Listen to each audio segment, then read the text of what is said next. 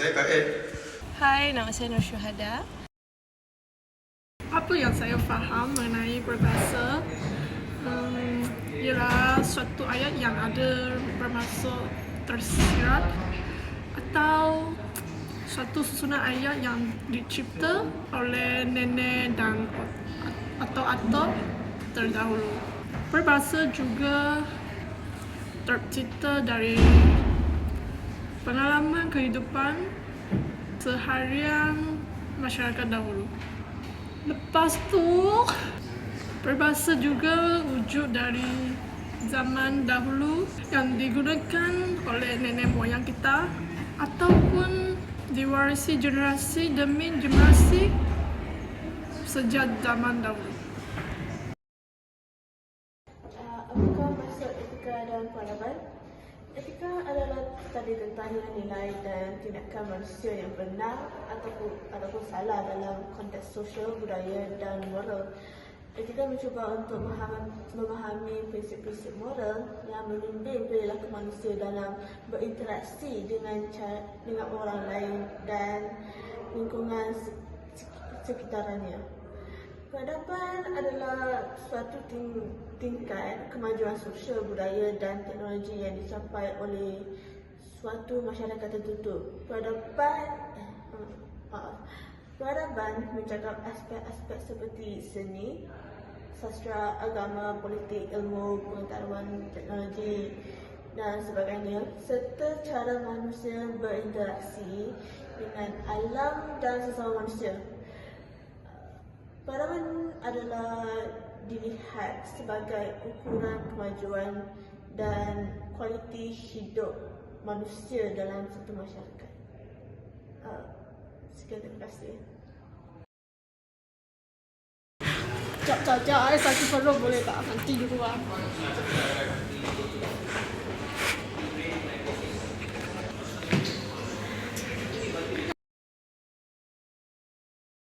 Yang peribahasa saya ambil ialah menentu bulu biarlah jadi begonia. Ini jangan kami ambil didikan sejak kami kecil dan mempertegas etika dan peradaban yang betul di hadapan anak-anak. Contoh satu ayat, ialah anak-anak perlu diajar untuk tidak membuang sampah merata-rata sejak kecil lagi kerana melentur bulu biarlah jadi begonia.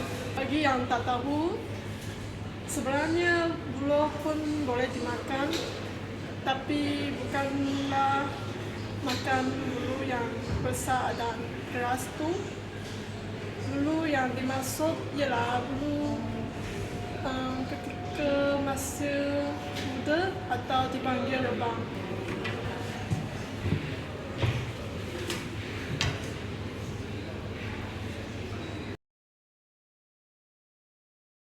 Peribahasa yang saya pilih ialah tulang dikandung tanah, budi baik dikandung juga. Peribahasa ini bermaksud budi bahasa yang baik yang kita buat pada seseorang yang tidak akan dilupakan. Bukan itu saja, peribahasa ini juga menggalakkan kita untuk buat baik pada sesiapa pun, tidak kira warna kulit maupun bangsa.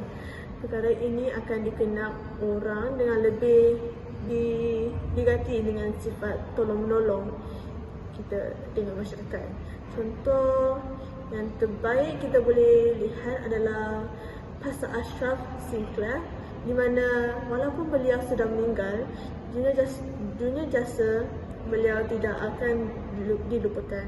Peribahasa ini memiliki kaitan dengan etika dan peradaban, iaitu ia mengajar kita untuk berbuat baik dengan nilai-nilai murni yang ada dalam kita kepada masyarakat sekeliling.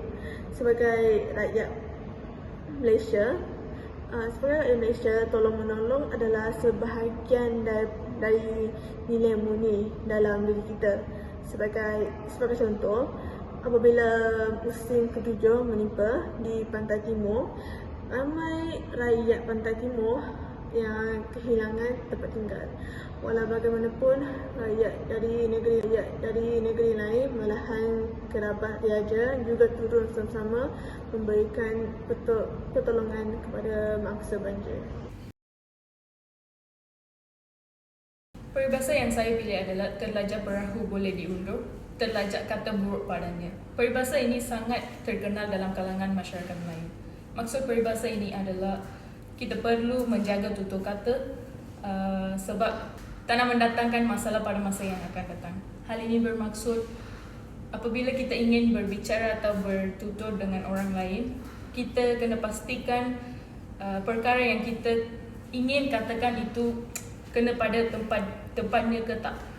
Lepas tu peribahasa ini memiliki kaitan erat dengan etika dan peradaban kerana mengajarkan nilai-nilai seperti bertanggungjawab dan pengendalian diri. Sebagai manusia, kita harus bertanggungjawab atas tindakan dan perkataan yang kita cakap. Dan jika kita membuat kesalahan, kita harus memiliki kesadaran untuk memperbaikinya dan bertanggungjawab atas kesan yang akan timbul.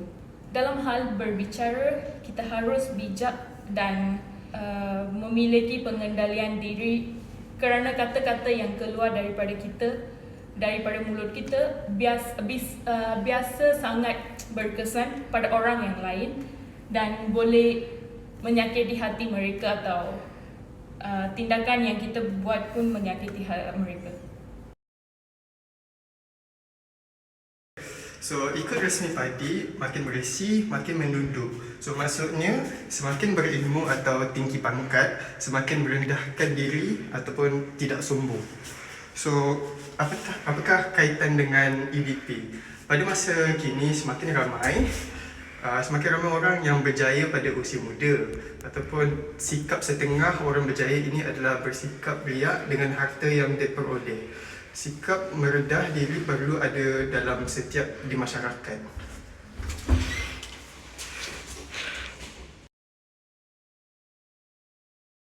Peribahasa yang saya pilih adalah bagai au dengan tebing. Maksud daripada peribahasa ni adalah hubungan yang akrab antara satu sama lain ataupun antara dua masyarakat, masyarakat ataupun secara berkumpulan dalam membuat sesuatu. Kumpulan atau masyarakat yang hidup saling bantu-membantu. Malahan peribahasa ni juga dia menunjukkan satu persahabatan yang akrab antara satu sama lain. Berkaitan dengan etika dan peradaban adalah hal ini dapat dilihat bahawa au dan tebing ni sangat memerlukan antara satu sama lain. Dan dari sendiri di mana masyarakat juga perlu saling membantu antara satu sama lain. Walaupun kita berlainan bangsa, sama juga dengan rakyat Malaysia yang kita ada Melayu, kita ada Cina, kita ada India dan kita ada Sabah dan Sarawak semua kan. Dan kita perlu bila nak buat sesuatu ni kita perlu ada muafakat. Bila nak melakukan sesuatu je kita kena ada muafakat. So macam tu je. Okay, dah. Aduh.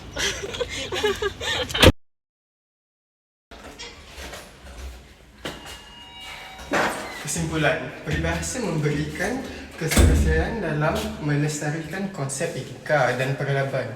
Peribahasa juga mencerminkan kebijaksanaan bangsa.